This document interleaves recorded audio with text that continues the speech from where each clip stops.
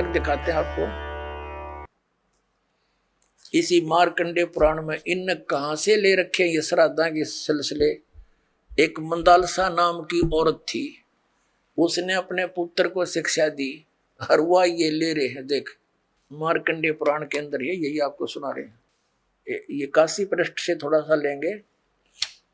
मंदालसा बोली महाराज, ये मंदालसा ज्ञान देती बिहारी है। मंदालसा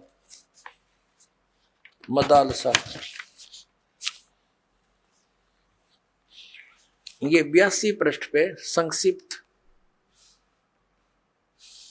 मार्कंडे पुराण यहां देखिए। अब ये क्या सलाह दे रही है कि जो पितर देवलोक में है और जो त्रिक योनियों में ये पशु पक्षी बने हुए हैं, और जो मनुष्य योनियों में एवं भूत वर्ग में स्थित हैं, भूत बन रहे हैं, और वे पुण्यात्मा हों या पापात्मा, जब भूख प्यास से विकल होते हैं तो वे अपने कर्मों में लगा हुआ मनुष्य पिंड दान तथा जल दान के द्वारा उन्हें तृप्त करता है। इसी तरह वह देवताओं और अतिथियों को भी संतुष्ट रखता है। देवता, मनुष्य, पितर, भूत, प्रेत, गुहक, पक्षी, कृमि और कीट आदि भी मनुष्यों से ही जीविका चलाते हैं। अब ये क्या बता रही है कि चाहे तो वो जो पितर देवलोक में है, जो त्रिक योनिया में पड़े हैं, और जो मनुष्य योनियों में यानी भूतादि पितर पैतर बन रहे हैं, वे पुण्यात्मा हों या पापात्मा, सब भूखे प्यासे मरते रहते हैं। तो वो टट्टू देवलोक में हुए, भूखे मरते प्यासे मरे। अब क्या बताते हैं आगे, ये देखिएगा यहाँ क्या बताया है संक्षिप्त मार्कंडे पुराण 92 पृष्ठ पे। इनमें से जो नरक में निवास करते हैं, जो पशु पक्षी की योनियों में पड़े हैं, तथा जो भूत प्रेत आदि के रूप में स्थित हैं, उन सब को विधि पूर्वक श्राद्ध करने वाला यजमान तृप्त करता है। कैसे करता, सुनो।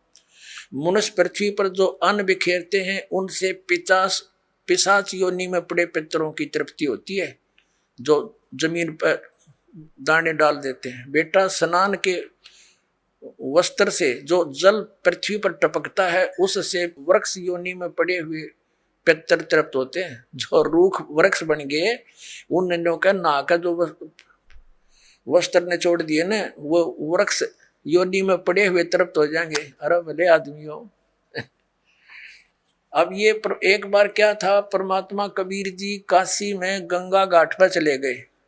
गंगा का एक घाट बना हुआ है, वहां पर ये ब्राह्मण लोग सूर्य को यानी ऐसे सूर्य की तरफ मुंह करके गंगा से जल उठावें और वहीं डाल दें। कबीर साहब बढ़कर उसमें गंगा में घुटनों पानी में और ऐसे नौकरन लगे, गंगा के जल को पटरी पर फेंक रहे पूरी स्पीड तक। अब वो सारे पंडित जी अपना काम छोड़ के कबीर साहब की ओर देखने लगे। कहने लगे, वो कबीर ये क्या कर रहा तू? कबीर जी बोले, आप क्या कर रहे हो? मैंने ना पूछा, तुम क्यों पूछ रहे हो मेरे से? पहले आप बताओ आप क्या कर रहे हो? कि हम अपने पितरों को स्वर्ग में जल भेज रहे हैं। ये हम यहां जल डाल रहे हैं ना, ऐसे मंत्र बोलकर, ऐसे सूर्य की तरफ मुंह करके, ये वहां स्वर्ग में हमारे भूखे प्यासे पितरों को जल प्राप्त होगा। परमात्मा बोला, मैंने एक बगीची लगा रखी अपनी झोपड़ी के आगे, और मैं उस बगीची को सींच रहा हूं। फिर मंड के करड़े हो गए। तो वो कहने लगे, रे भोले आदमी, इतनी दूर कैसे जाएगा जल? ये तो यहीं पड़ा है। वो तेरी झोपड़ी के आगे बगीची जो छोटी सी लगा रखी, वो कैसे सिंचाई होगी इससे? कि 1 लाखों किलोमीटर दूर, मील दूर तुम्हारे पितरों को स्वर्ग में ये पानी मिल सकता है, तो ये 2 किलोमीटर पर क्या दिक्कत आएगी इसको?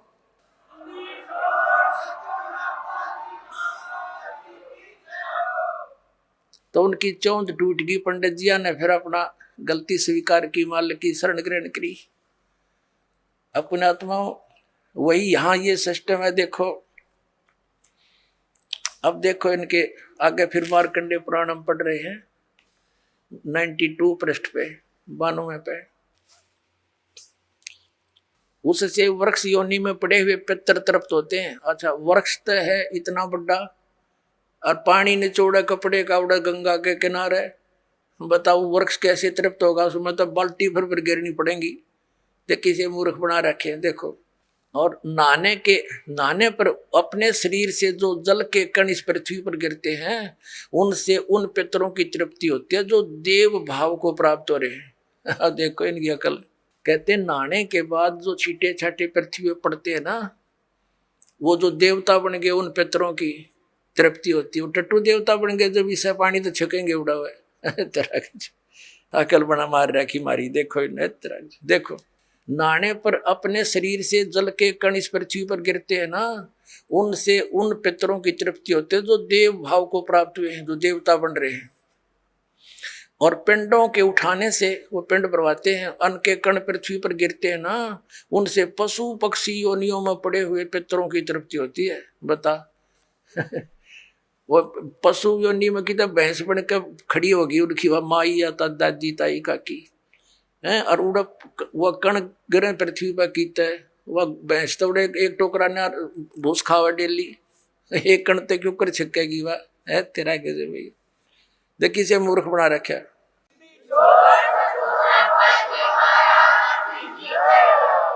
अब देखो, कुल में बालक जो श्राद्ध कर्म योग्य होकर संस्कार से वंचित रह गए, यानी बचपन में मर गए, श्राद्ध करे नहीं, तो वे बिखरे हुए अन्न और ये समाज जन के जल को ग्रहण करते हैं।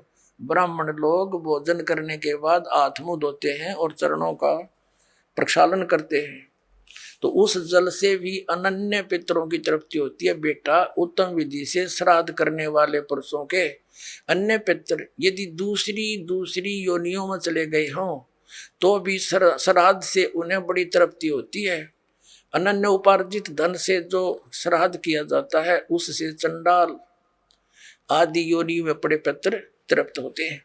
अब जो भूत प्रेत पितर कितने वृक्ष बन गए, कोई भैंस बना खड़ा है, कितने कोई काटड़ा बन रहा है, इन्हों के वो भी तृप्त होंगे। वो थोड़े छक्के दो दड़ी खाओ एक कब है जब पेट भरे।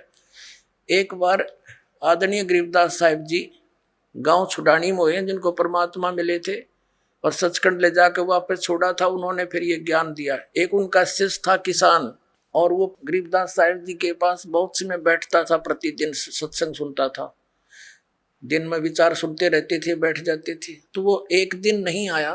गरीबदास जी ने पूछा, भाई कल क्यों नहीं आया? अगले दिन जब वो पहुंचा, उसने बताया कि महाराज जी कल मेरी माँ का श्राद्ध था और हमारे गुरुजी वो पंडित जी आए थे, उन्होंने श्राद्ध निकाला, उसमें सारा दिन बिजी रहा मैं। कहा अच्छा भाई। फिर कहने लगा जी कल भी नहीं आने पाऊंगा मैं। पर गरीबदास जी ने पूछा कल क्या बात है? कि कल मेरे पिताजी का श्राद्ध है। कहा अच्छा। परमात्मा पहले भी बहुत समझाते थे गरीबदास साहिब जी, लेकिन हमारी बुद्धि इतना काम नहीं करती, हम संसार के व्यवहार को घड़ा में तो देते हैं। तो कभी गरीबदास जी ने कहा भी एक काम करना बेटा, जब तेरे पिता का श्राद्ध निकाल ले तुम्हारे वो ब्राह्मण जी, उसके बाद 2 व्यक्तियों का खाना ले आना यहाँ पर। अब उस व्यक्ति ने सोचा गुरुजी अपने लिए मंगाते होंगे। जब उनके गुरुजी ने सारा काम कर लिया, तैयारी उसने सब लगा दिया, भोग भाग कौवे कावे छका दिए, तो बाद में बचे हुए 2 मनुष्यों का खाना लेकर के वो गरीबदास जी के मकान में आ गया।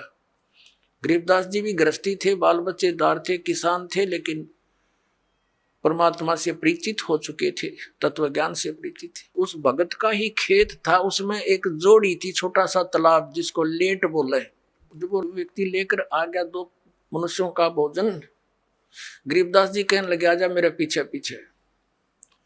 अब उस व्यक्ति ने सोचा खेतों में कोई साधु संत आए होंगे, इनसे मिलने आते रहते हैं। वहां जाकर उस लेट से, उस जोहड़ से 1 किलोमीटर दूर उस खेतों में जो तालाब होते थे छोटे छोटे, पशुओं के पानी के लिए उसमें स्टोर कर लेते थे जल, तो उसके चारों तरफ झुंड खड़े हो जाते थे, झाड़ बोझड़े कांटेदार झाड़ियों के गुच्छे से बन जाते थे। उससे एक 200 फुट दूरी पर बैठ के गरीबदास जी भी वो लड़का व्यक्ति बैठा लिया और वहां कहा, आवाज लगाई उसकी माता और पिता का नाम लेकर और उनसे कहा कि आ जाओ, तुम्हारा पुत्र भोजन लाया है। उसमें से एक गिद्दड़ और गिद्दड़ी निकल कर आए और वहां आकर खड़े हो गए और लीला थी गरीबदास साहिब जी की, और कहा, बेटा ये तेरी माँ, ये तेरा बाबू, ये तेरा पिताजी, इन्हें खिला भोजन। वो दर दिया खोल कर उसने। अब वो छक गए दोनों, एक मिनट खा गए फटाफट और खा कर भाग गए। अब गरीबदास जी बोले कि तुम्हारे गुरुजी क्या कह रहे थे कि एक दिन के भोजन खिलाने से और 1 वर्ष तक तुम्हारे पिताजी पितर जो जिस भी योनि में है वो तृप्त रहेंगे। अखा जी ऐसे कह रहे थे, ये दोनों भूखे मरे थे, देखा गए सारे ने, और भोगते ला के आए हो तुम्हें। अखा जी उस दिन पीछे कान पकड़ दिया कि जी बाढ़ में जाओ, या ये तो बकवाद है सारी, तो छोड़ दी सारी वो लोकवेद और दंत कथा, मनमाना आचरण उस प्यारी आत्मा ने। तो पुण्यात्माओं, परमात्मा कहा करते थे कि तुम एक दिन तो आहार करा देते हो, मान लीजिए तुम्हारी बात बड़ी करें, और तुम्हारे पिताजी या माताजी जब जीवित थे दिन में 2-2 बार तो पक्का रोटी खाते थे। अरे तुमको एक दिन के खाने से 364 दिन कोई जरूरत नहीं, ये कोई संभव बात है तुम्हारी? एक दिन तुमने भोग लगा दिया, 364 दिन क्या खाएंगे वो? मान लीजिए तुम्हारे पिता काग बन गए, कौवे, तो रोज भोग ला दो उनका, 2 रोटी तोड़ के ऊपर रोज फेंक दो ताकि उनका पेट भरा रहे। एक दिन ये फंड करने से कोई फायदा नहीं। कहने का भाव यह है कि वो तो जो बन चुके। अब पुण्यात्माओं, जब हम सत भक्ति करेंगे और इस साधना के करने से आपके जो पितृ भूत प्रेत आदि बने हुए हैं, और चाहे वो किसी योनि में है ये पितृ वाली सिस्टम में, तो उनकी भी मोक्ष हो जाएगा आपकी भक्ति करने से। अपने आत्माओं, ये सत्कर मान लेना, ये दास आपको समय अनुसार सब क्रियाएं बताएगा। इन एडवांस करने से आप अपना कर्म बिगाड़ बैठोगे। आप अपनी भक्ति करते रहो और समय आने पर ये सब आपके पितृ वगैरह भी इस साधना से ही इनकी मुक्ति हो जाएगी। अब क्या होता है, जैसे इन्हीं पुराणों में लिखा है कि 1000 ब्राह्मण भोजन कर रहे हों, जैसे इन्होंने पितरों की और भूतों की श्राद्ध की वो विधि बता रखी है।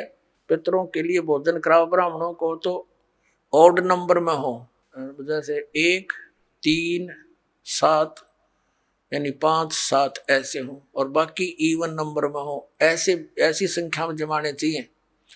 और इसी विष्णु पुराण में लिखा है कि 1000 ब्राह्मण जिमते हो, भोजन कर रहे हो, और उनके सामने एक योगी माने भगत, सच्चा भगत, सत्साधक, सत साधना करने वाला, परम अक्षर परमात्मा का जो साधक है वो वास्तव में भगत योगी होता है। योगी का अर्थ ये नहीं ये पेट का पानी हला के दिखा दे आसन उसन कर रहा हो ना, ये योगी नहीं। ये तो एक वो है अपनी, समझ लो ये प्राकृतिक चिकित्सक कह सकते हैं, वो योगी है। योगी का अर्थ होता है भक्त, परमात्मा से मिलने की जो कोशिश कर रहा है वो योगी है, भक्त यानी सच्चा साधक। ये देखिएगा श्री विष्णु पुराण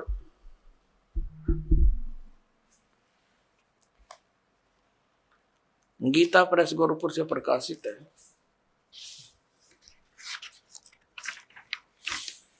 इसके अनुवादक हैं मुनीलाल गुप्त। ये गीता प्रेस गोरखपुर से प्रकाशित है। ये है अध्याय 16 और तृतीय अंश। और पृष्ठ नंबर 213 पर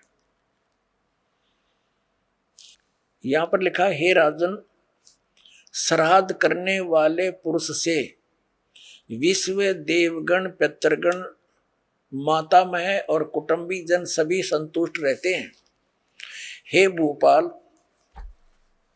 पितृगण का आधार चंद्रमा है और चंद्रमा का आधार योग है, भक्ति, और इसलिए श्राद्ध में योगी जन को नियुक्त करना अति उत्तम है, यानी सत साधक को। हे राजन, यदि श्राद्ध भोजी एक सहस यानी 1000 ब्राह्मणों के सम्मुख एक योगी भी हो तो वह यजमान के सहित उन सब का उद्धार कर देता है, यानी ब्राह्मणा का भी, हर योगी का भी और उनका यजमान का भी, सबका उद्धार कर देता है। पितरों की तो बात छोड़े।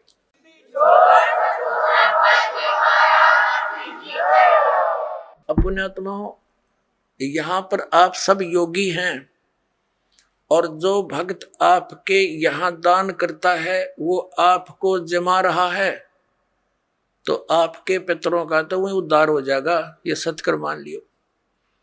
ये इतना गजब का मार्ग है जो हमारे प्राणों, जो सत्य है वो तो इन्होंने ग्रहण की नहीं, इन्होंने असत्य ग्रहण कर ली। पुण्यात्माओं, जैसे वेद, आपने रुचि ऋषि की कथा में देख लिया मार्कंडेय पुराण में कि वेद में इसको अविद्या कहा है, कर्म कांड को, और पितर भी मानते हैं क्योंकि वह भी ब्राह्मण थे, ऋषि थे।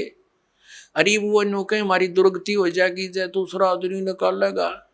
अब जैसे एक श्रद्धालु कहता है कि जैसे हमारे पिताजी दिखाई दे जा और वो कहें बेटा श्राद्ध निकाल दे, तो हम क्यों नहीं निकालेंगे, निकालना तो पड़ेगा। कोई बात है या? पुण्यात्माओं, उसका तरीका है, जैसे किसी का बालक और कुएं में गिर गया, उसका वो तो चिल्ला रहा है डूब गया डूब गया, उसका क्या इलाज है? गिल्ले डूब जा, डांक मार दे, छलांग लगा दे, वो भी मरे गिल्ले। उसकी विधि है उसको भी बचाने की। पहले रस्सी बांधे एक ऊपर मजबूत सी, उसको नीचे डालो, उसको पकड़ कर जा, उसने भी काट के लिया। तो ये पितर दिखाई दे जा ऐसे कोई है तो उसका गेल नहीं डूबे, उस श्राद्ध न नहीं करे, वो तो कुएं में छलांग लगाने वाली बात होगी, गिल्ले मर गया। उसके लिए ये रस्सा है जो दास आपको देगा, ये सत भक्ति करो, इस तरह ये दान धर्म करो, और उन पितरा का भी सब कहेगा उद्धार अपने आप होता चलेगा। ये आपने पढ़ भी लिया, क्योंकि सत साधक ये भक्त है, या लाखों योगी जी में एक महीने के अंदर आकर के हैं, और फिर वो एक कह के जमान में इतना लाभ बता रहे। तो ये तत्व ज्ञान और शास्त्र अनुकूल साधना, इससे आपका भी कल्याण और आपके